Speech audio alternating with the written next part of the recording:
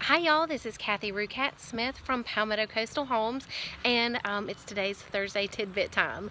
So last week we had talked about wire fraud and how to protect your money when you're buying a house. Today we're going to talk about logistically how to get your money from your account to your attorney's trust account.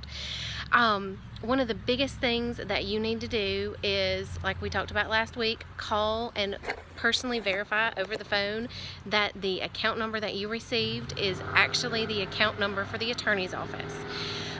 Second thing you need to do is go to your bank, and they're probably going to have you sign a form in person. This is something that you cannot do by phone or when you're out of town. You've got to go to your bank and sign that form personally. So what does this mean if you're closing in our area and you live elsewhere?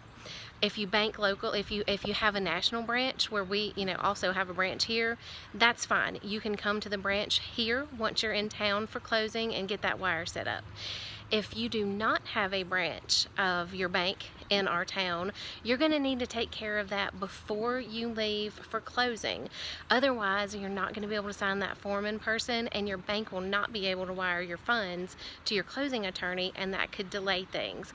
So definitely make sure that you take care of that a couple days before closing if you'll be coming into town for closing.